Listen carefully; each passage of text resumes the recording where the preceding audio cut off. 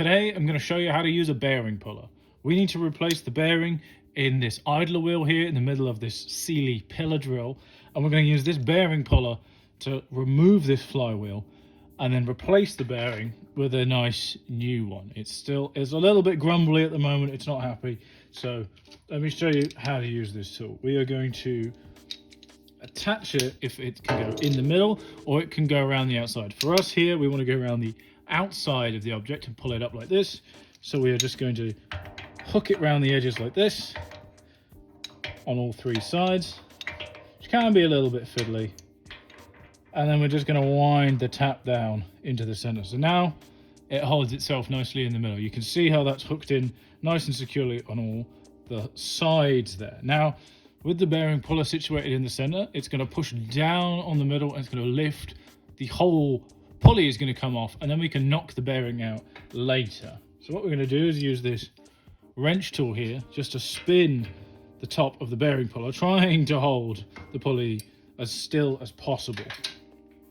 Let's have a go.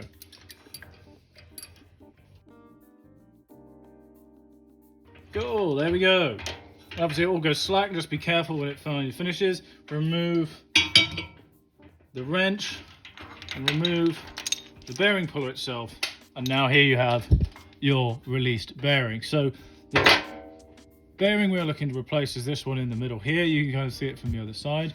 To get that out, we're just going to whack it out with a hammer, and then we're going to situate the new one and then put the whole unit back on the idler spindle.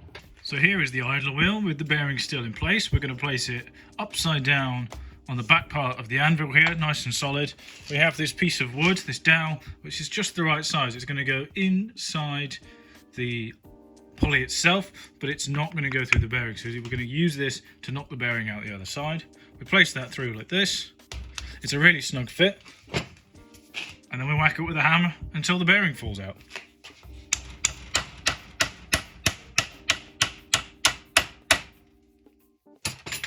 Boom.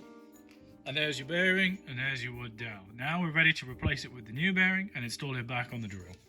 Cool, here's the pulley with no bearing in it. Here's our brand new bearing. Just make sure it runs nice and smooth. It's lovely. This is sealed on both sides, so this will be a nice upgrade for it. To get this back in, simply place it over where it needs to go and whack it with a hammer.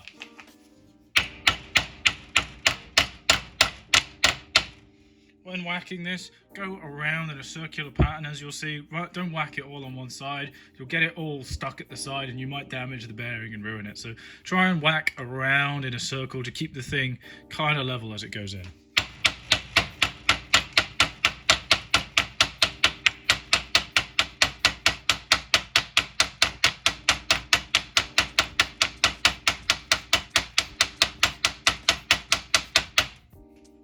Once you're happy the bearing is nicely situated and fits in nicely, give it a little spin with your hand, make sure everything's looking good. It spins nicely for me.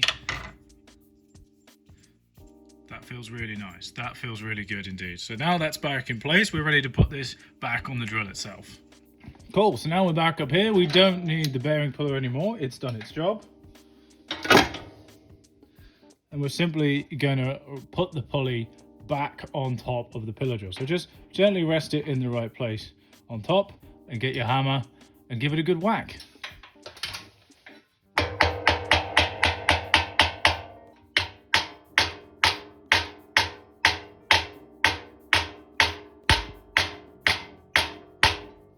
There you go, we've got the bearing replaced in the pillar drill with a nice brand new one. It spins really nice and freely, no more of that grumbling that we saw with the previous drill. Now it's just a case of putting the belts back on and giving it another go. Thanks so much for watching. Subscribe if you want more garage tips and tricks on how to keep your machines running in the future.